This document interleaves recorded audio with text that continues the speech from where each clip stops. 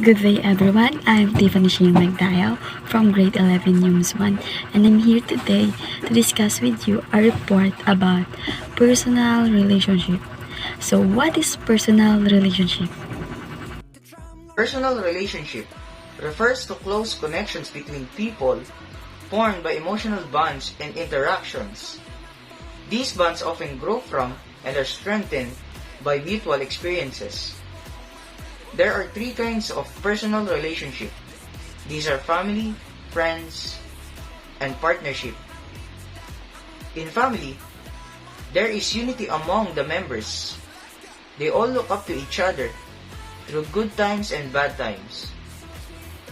Friends are able to turn to each other in times of need. Partnership is a romantic relationship like in marriage. They promise to love each other through thick and thin. So, even before language was invented, prehistoric humans were already interacting through many other forms of behavior, such as smile, greet each other, show love, affection, and even loyalty to the group, and hunt together for food. This interaction is necessary for survival of the group where an individual belongs. Survival was the primary reason why human beings have the fundamental needs to belong. Even now, in current time, this need to belong still exists. Belonging to a group generates many benefits like having support system when you need some shoulder to cry on or draw some strength from. The relationship that nurtured in a group help each other to survive. Researchers says that a healthy relationship with friends is a source of lifetime happiness, which is true. Relationship is important to one's happiness. The absence of close relationship can produce a deep negative effect to an individual who is denying it, such as feeling worthless, powerless, and alienated. So how are attachments developed? The very first meaningful relationship every human encounter is with one's mother. At the moment of birth, when the child lays beside the mother to be fed or cuddled, bonding occurs and the child develops attachment to the mother and later on to father.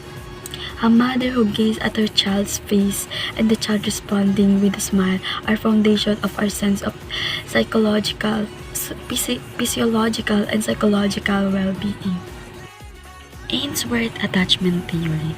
First is the secure attachment.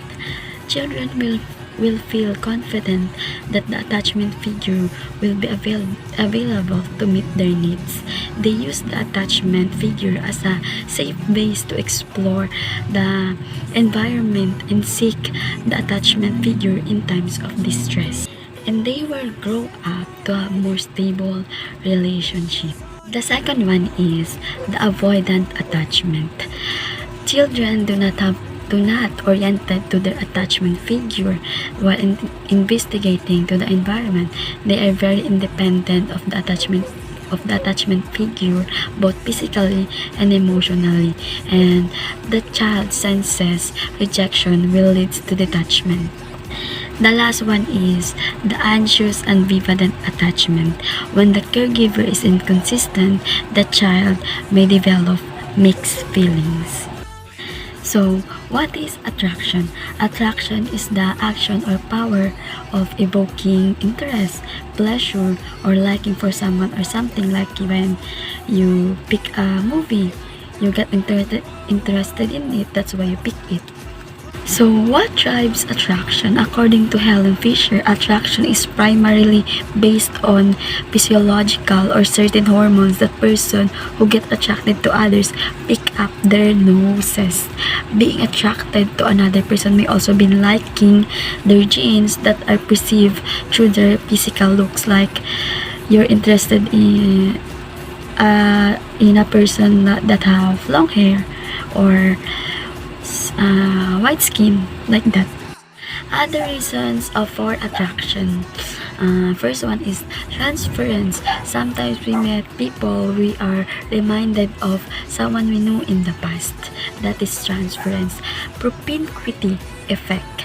We develop a sense of familiarity with people who are close to us. The third one is similarity. We often attracted to like-minded person. Like we have the same mind, the same mind like that.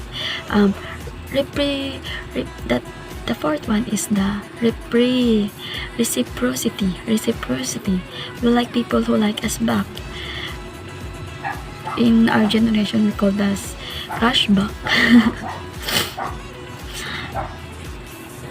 The fifth one is physical attractiveness. Connotes positive health and reproductive fitness, like you have broad shoulders, like that.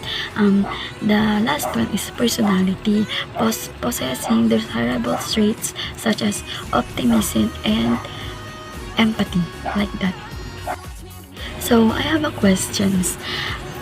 I mean question. Did you already fall in love? For me, I'm not, because fall in love is a big word. Fisher's 3 stages of falling in love. The first one is lust. Lust is driven primarily by the hormones testosterone in men and estrogen in women. Lust occurs across species and may be part of basic drive to find a partner to spread our genes with. But lust is different than love.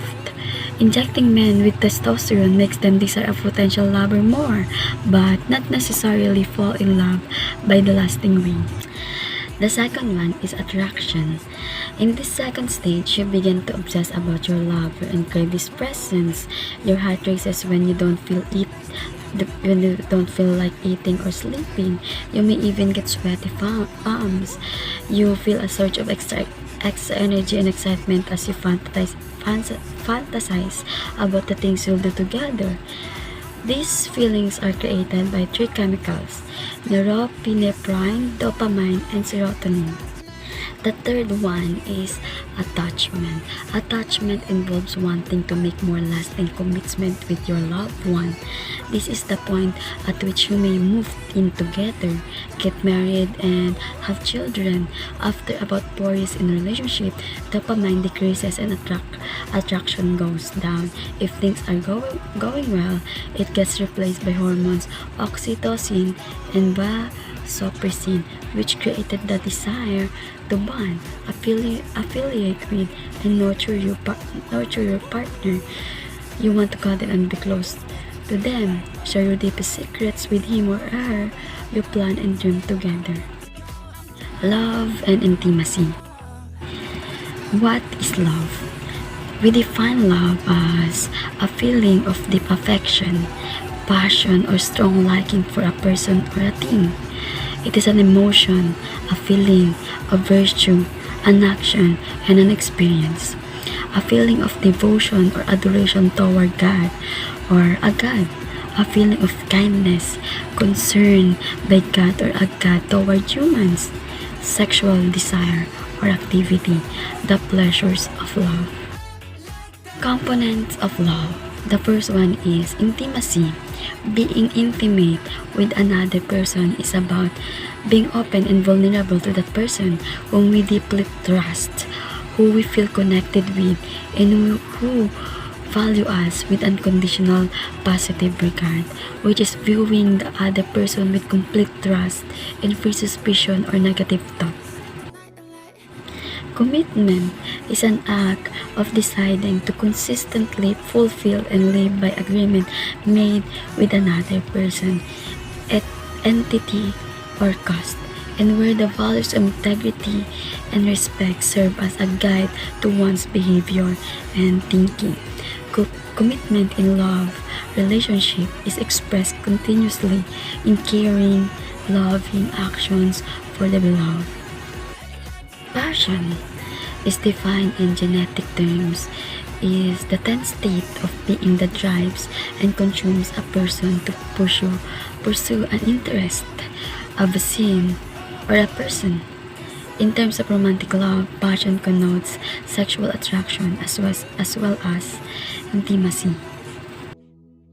Sternberg's triangular theory or Sternberg's theory of love. First is the intimacy. Intimacy is the feeling of attachment, closeness, and connectedness. Passion. Passion is the fire depth and intenseness you experience when you like someone. It is composed of romantic and sexual attraction. Commitment. Commitment is tied the two together. It is the long-term decision.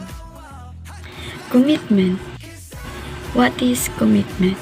Commitment is an act of deciding to consistently fulfill and live by agreement made with another person, ethnicity or cause, and where the values of integrity and respect serve as a guide to one's behavior and thinking.